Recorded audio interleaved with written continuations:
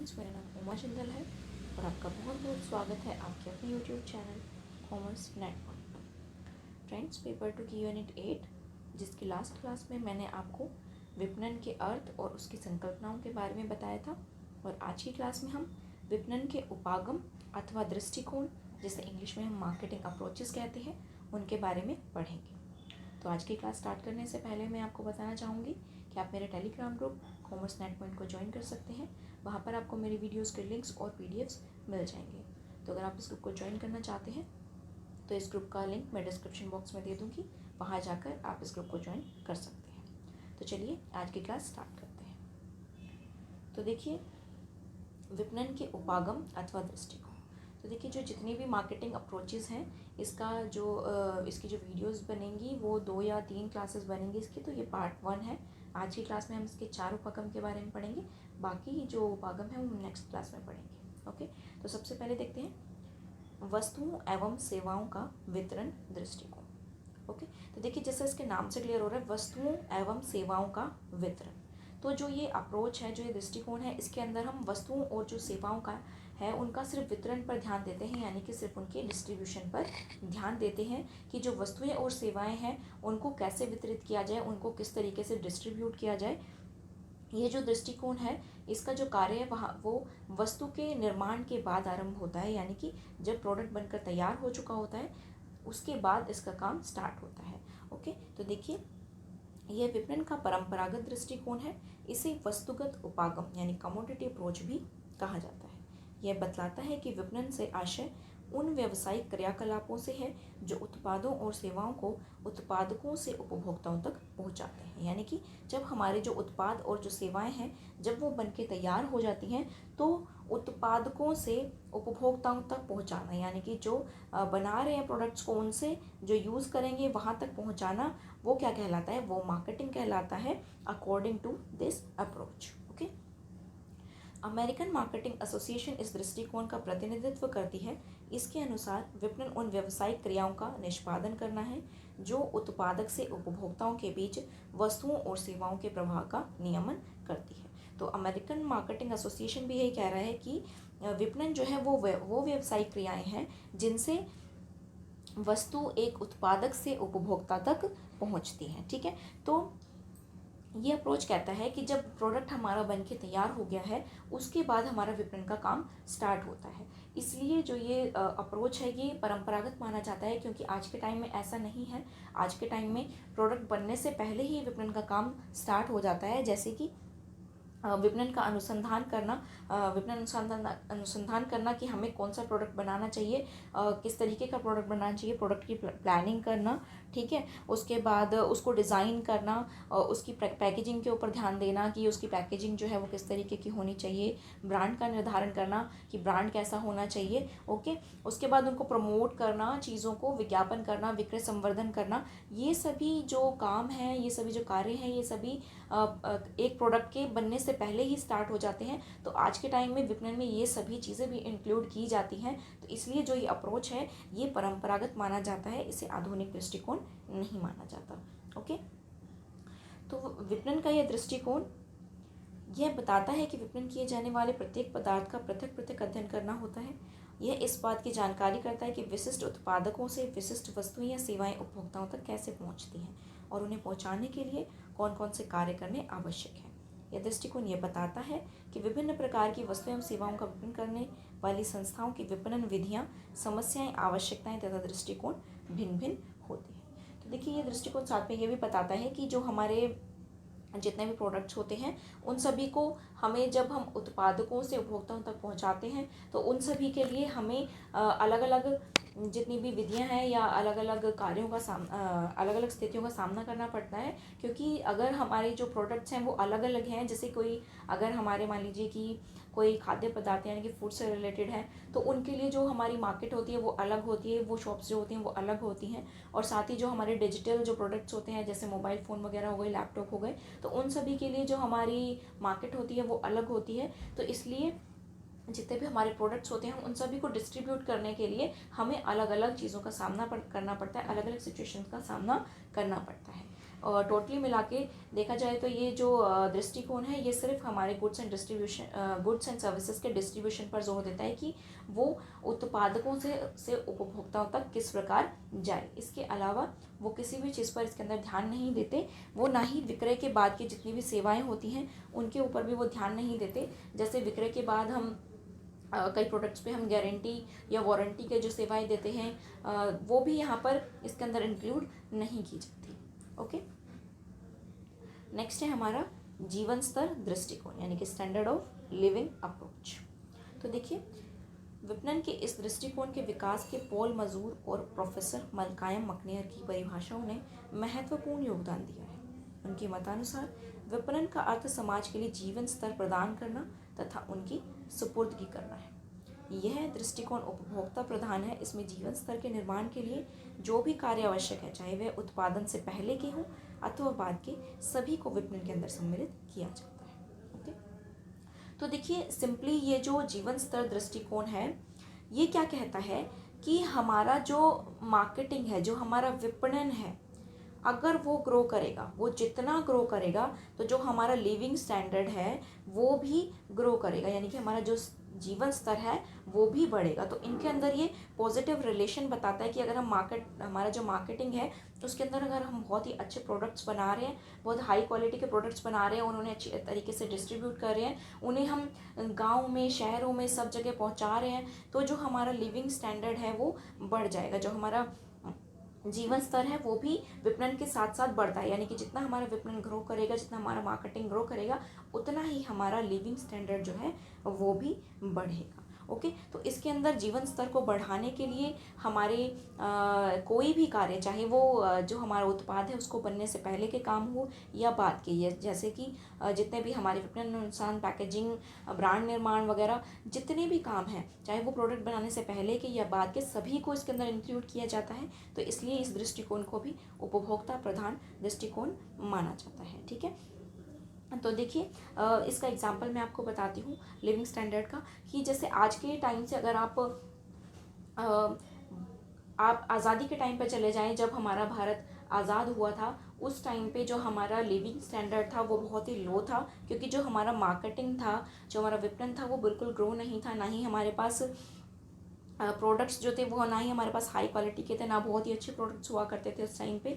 ठीक है, तो जो हमारा लिविंग स्टैंडर्ड था वो बहुत ही लो था उस टाइम, ना ही हमारे पास खाने की वस्तुओं का जो है लेवल है वो बहुत ज़्यादा होता था। और इसके अलावा जो हमारे और भी कई तरह के प्रोडक्ट्स होते हैं, जैसे डिजिटल मार्केटिंग वगैरह है, जो आज के टाइम में बहुत ग्रो कर चुके हैं, उस टाइम पे नहीं होता था, तो हमारा जीवन स्तर अच्छा नहीं होता था। हमारे पास जो खाने की वस्तु उपलब्ध होती थी हम उन्हीं से काम चलाते थे, चाहे वो हमारे पास हो या नहीं हो, तो हमें उन्हीं में काम चलाना पड़ता था। लेकिन आज के टाइम में क्या हो गया, हमारे पास बहुत सारे प्रोडक्ट्स जो हैं वो अवेलेबल हो चुके हैं, हम उन्हें खरीद के खुद को सेटिस्फाई कर सकते हैं। ठीक है, साथ ही हमारे पास उस टाइम क्या होता था कि हमारे पास अगर हमारे से दूर दराज के जो व्यक्ति हैं और अगर हमें उनसे बात करनी होती थी तो हमारे पास कोई साधन नहीं होता था, हम उन्हें लेटर वगैरह लिखते थे सिर्फ। ठीक है, लेकिन आज के टाइम पे क्या हो चुका है, हमारे टाइम पे ऐसे प्रोडक्ट्स बन चुके हैं जो हमें दूर बैठे व्यक्तियों से बात करवा सकते हैं। साथ ही साथ आज के टाइम में तो हम वीडियो कॉल के थ्रू उन्हें हम देख भी सकते हैं बात करते करते। ठीक है,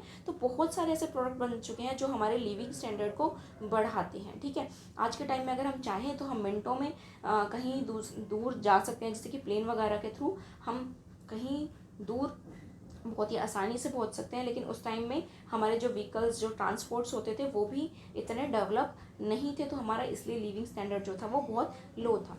तो इसीलिए इस दृष्टिकोण में कहा गया है कि जितना भी हमारा जो मार्केट है वो ग्रो करेगा, जितने प्रोडक्ट्स मार्केट में आएंगे, प्रोडक्ट्स जितने अच्छे बनाए जाएंगे, उतना ही जो हमारा लिविंग स्टैंडर्ड है वो बढ़ जाएगा। ओके, तो देखिए इस दृष्टिकोण का यह मानना है कि उच्च जीवन स्तर को प्राप्त करने के लिए उच्च कोटि के उत्पादों को निर्मित करना और उन्हें वितरित किया जाना आवश्यक है। यह दृष्टिकोण स्वीकारता है कि विपणन के विकास के साथ ही जीवन स्तर जुड़ा हुआ है, यानी कि जितना भी हमारा विपणन जो है वह विकास करेगा, उतना ही हमारा जीवन स्तर जो है वो भी डेवलप होगा। ओके, तो इनके अंदर जो होता है वो हमारा पॉजिटिव रिलेशन पाया जाता है। उसके बाद नेक्स्ट आता है हमारा उपयोगिता सृजन दृष्टिकोण, यानी कि यूटिलिटी क्रिएशन अप्रोच। तो देखिए इस दृष्टिकोण के समर्थक विद्वान इस दृष्टिकोण को एक आर्थिक क्रिया के रूप में देखते हैं। ओके। और बतलाते हैं कि विपणन एक एकीकृत कार्य प्रणाली है जो रूप, स्थान, समय एवं स्वामित्व उपयोगिता के सृजन से वस्तुओं में मूल्य उत्पन्न करती है। तो देखिए जो ये दृष्टिकोण है, जो अप्रोच है, ये मानता है कि विपणन जब किसी वस्तु की उपयोगिता का सृजन करती है तभी वह मूल्य उत्पन्न करती है। तो ये बिल्कुल सही है, क्योंकि आप इसका एक एग्जाम्पल ले लीजिए।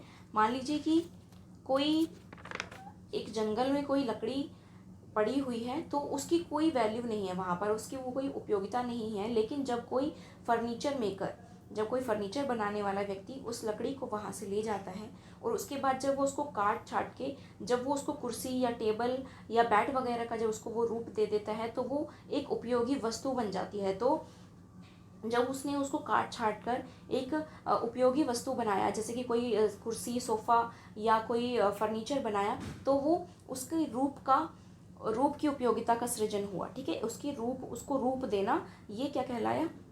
उसकी रूप की उपयोगिता, उसको इस तरीके का बनाना कि उसको उपयोग किया जा सके। ठीक है, तो इसे रूप उपयोगिता कहा जाता है। उसके पश्चात जब वो कुर्सी कहीं मार्केट में उसको भेजा जाता है विपणन मध्यस्थ के जरिए कि उनको उस शॉप तक ले जाओ, तो वो स्थान उपयोगिता का सृजन कहलाता है। क्योंकि जो जितने भी हमारे कस्टमर्स होते हैं वो डायरेक्ट उत्पादक जो जितने भी जो हमारे मेकर्स होते हैं उन तक हमारे जो कस्टमर्स होते हैं वो डायरेक्ट नहीं जा सकते। तो इसलिए विपणन मध्यस्थों के जरिए उन्हें स्टोर्स तक पहुंचाना, ये क्या कहलाता है? ये स्थान की उपयोगिता कहलाता है।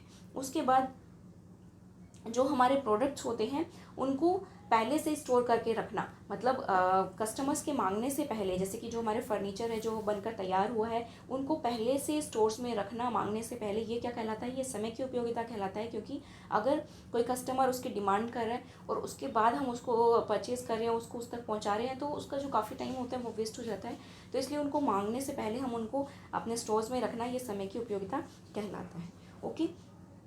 उसके बाद जो चीज़ बनकर तैयार हुई है, जो प्रोडक्ट बनकर तैयार हुआ है, उनका विज्ञापन करना, उनका विक्रय संवर्धन करना। जैसे कि जो हमारा फर्नीचर बनकर तैयार हुआ, अगर हम उसका प्रमोट करते हैं या आप इस चीज़ को परचेज़ कर सकते हैं, तो इससे क्या होता है? इससे स्वामित्व उपयोगिता का सृजन होता है। क्योंकि अब वो उस चीज़ को परचेज़ करके उसकी ओनरशिप ले सकता है, उसको अपने स्वामित्व में रख सकता है। तो इसलिए इसको स्वामित्व उपयोगिता का सृजन भी होता है। तो इन सभी चीज़ों का जब उपयोगिताओं का सृजन होता है तभी मूल्य उत्पन्न होता है। क्योंकि अगर जो वो लकड़ी जो है वो अगर वहीं जंगल में पड़ी रहती तो उसका कोई मूल्य नहीं था, उसकी कोई वैल्यू नहीं थी। लेकिन जब उसको बनाया गया, उसे स्थान तक पहुंचाया गया, उसकी समय की उपयोगिता की गई, उसके स्वामित्व की उपयोगिता की गई, तभी जो मूल्य है वो उत्पन्न हुआ। इसलिए इस दृष्टिकोण को एक आर्थिक प्रक्रिया भी माना जाता है।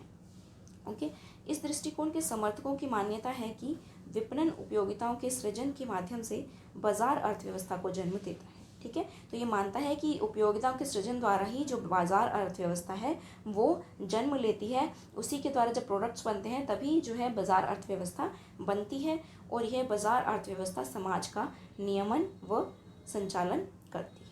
ओके। लेकिन देखिए जो ये दृष्टिकोण है इसके अंदर उपभोक्ता संतुष्टि या सामाजिक उत्तरदायित्व जो है उसको कोई स्थान नहीं दिया जाता। इसके अंदर सिर्फ उपयोगिता के सृजन पर ही ध्यान दिया जाता है। इसलिए इसे भी जो है एक ट्रेडिशनल अप्रोच यानी कि परंपरागत उपागम ही माना जाता है। ओके। उसके बाद है आय उत्पत्ति दृष्टिकोण यानी कि रेवेन्यू जनरेटिंग अप्रोच। तो देखिए ये दृष्टिकोण क्या कहता है? विपणन का यह दृष्टिकोण ना तो ग्राहकोन्मुखी है और ना ही उत्पादोन्मुखी। यह दृष्टिकोण फर्म प्रधान है। इसके अनुसार आय अर्जित करने वाली क्रियाओं को ही विपणन कहा जाता है। तो देखिए जो ये दृष्टिकोण है ये कहता है कि कोई भी ऐसी एक्टिविटी, कोई भी ऐसा कार्य जिसके द्वारा जो आय अर्जित करने के लिए किया जाए, यानी कि वो कार्य अगर आय अर्जित करने के लिए किया जा रहा है तो वो क्या कहलाएगा? वो विपणन कहलाएगा। ओके। तो ये जो अप्रोच है ये ना ही ग्राहकोन्मुखी है और ना ही उत्पादोन्मुखी, क्योंकि ये आय के ऊपर ध्यान देती है तो इसलिए ये फर्म प्रधान होती है। ओके। तो देखिए इस दृष्टिकोण की कुछ मान्यताएं हैं। संस्था को वस्तुओं का उत्पादन और वितरण लाभ पर करना चाहिए, क्योंकि लाभ किसी संस्था के विद्यमानता और निरंतरता का आधार है। तो देखिए जो ये दृष्टिकोण है ये मानता है कि अगर हम कोई भी प्रोडक्ट या सर्विस कुछ भी अगर हम डिस्ट्रीब्यूट कर रहे हैं, अगर हम कुछ भी चीज़ वितरित कर रहे हैं तो उसका उद्देश्य हमारा क्या होना चाहिए, उसका हमारा एक ही उद्देश्य होना चाहिए, लाभ कमाना, यानी कि प्रॉफिट कमाना, अर्निंग करना। क्योंकि अगर हम ऐसा नहीं करते तो जो हमारा बिजनेस है वो ग्रो नहीं करेगा, वो बंद हो सकता है। ठीक है, क्योंकि अगर हम जो हमारा बिजनेस है अगर वो प्रॉफिट नहीं कमाएगा तो आगे वो काम नहीं कर सकता। तो उसकी कॉन्टिन्यूटी, उसकी निरंतरता और उसकी विद्यमानता के लिए लाभ कमाना बहुत ही ज़रूरी है। ओके, उसके बाद नेक्स्ट है हमारा, फर्म की बिक्री का इतना परिमाण अवश्य होना चाहिए कि फर्म के सभी व्ययों को चुकाने के बाद फर्म के पास पर्याप्त कोष अवश्य बचा रहे जिससे विनियोक्ता आकृष्ट हो सके। ओके, तो नेक्स्ट ये कह रहे हैं कि जो हमारी सेल्स होती हैं वो इतनी होनी चाहिए, उनकी जो सेल्स जो है उनकी वैल्यू इतनी होनी चाहिए कि हमारी जितनी भी कॉस्ट ऑफ गुड्स थी, यानी कि जितने भी हमारे जो प्रोडक्ट्स बनाए हैं उनके ऊपर जो हमारी लागत आई है वो निकलने के बाद हमारे पास प्रॉफिट बचा रहना चाहिए।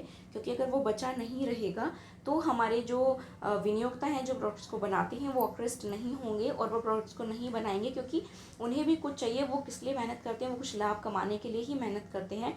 तो अगर हमारे पास लाभ नहीं बचा रहेगा तो हमारे जो विनियोक्ता हैं वो आकृष्ट नहीं होंगे। ओके, उसके बाद नेक्स्ट है, फर्म के अधिकारियों को संवर्धनात्मक क्रियाओं पर अधिक धन व्यय नहीं करना चाहिए। संवर्धनात्मक क्रियाओं पर अत्यधिक धन व्यय करके लाभ उपार्जन उचित नहीं माना जाता। आय उपार्जन उचित लागतों का परिणाम होना चाहिए। ओके, तो ये जो दृष्टिकोण है ये मानता है कि जितनी भी जो हमारी प्रमोशनल एक्टिविटीज़ होती हैं, यानी कि प्रोडक्ट को प्रमोट करने की जो एक्टिविटीज़ होती हैं, जो क्रियाकलाप होते हैं, उनके ऊपर हमें बहुत ज़्यादा जो पैसा है वो नहीं लगाना चाहिए, बहुत अधिक धन व्यय नहीं करना चाहिए। एक लिमिटेड ही, यानी जहाँ पर ज़रूरी हो बस उतना ही हमें उसको प्रमोट करना चाहिए। ठीक है, अगर हम ऐसा करते हैं तो जो उसकी कॉस्ट है वो बहुत ज़्यादा हो जाती है, क्योंकि प्रमोशनल एक्टिविटीज़ के ऊपर जब हम बहुत ज़्यादा पैसा व्यय कर देते हैं, उसके बाद जब हम उसको कॉस्ट में जोड़ते हैं तो जो प्रोडक्ट की जो कॉस्ट है वो बहुत ज़्यादा हो जाती है। तो ये जो होता है ये कस्टमर का शोषण माना जाता है, ये सही नहीं माना जाता। तो इसलिए हमें एक लिमिटेड ही प्रमोशनल एक्टिविटीज़ पर धन व्यय करना चाहिए। अगर हम बहुत ज़्यादा धन व्यय कर रहे हैं, एक्स्ट्रा व्यय कर रहे हैं, तो ये सही नहीं माना जाएगा और ये गलत तरीके से प्रॉफिट अर्निंग माना जाता है। तो आय उपार्जन हमेशा उचित लागतों का ही परिणाम होना चाहिए, यानी कि जितनी कॉस्ट उसके ऊपर आई है वही उसके अंदर थोड़ा बहुत जो हमारा प्रॉफिट है उसको ऐड करके ही उसकी लागत होनी चाहिए। ओके, तो आज के लिए इतना ही। आशा करती हूँ आपको मेरा वीडियो अच्छा लगा होगा। अगर आपको मेरा वीडियो अच्छा लगा हो तो प्लीज़ इसे लाइक कीजिए, और अगर आप मेरे चैनल पर नए हैं तो चैनल को सब्सक्राइब करिए और साथ में बने बेल आइकन को प्रेस कर दीजिए ताकि वीडियो अपलोड होते ही आपको नोटिफिकेशन मिल सके। और इस वीडियो को ज़्यादा से ज़्यादा शेयर कीजिए ताकि आपके फ्रेंड्स एंड रिलेटिव्स इस वीडियो से बेनिफिट उठा सकें, और कमेंट करना ना भूलिए कि आपको मेरा वीडियो कैसा लगा। Okay, thank you.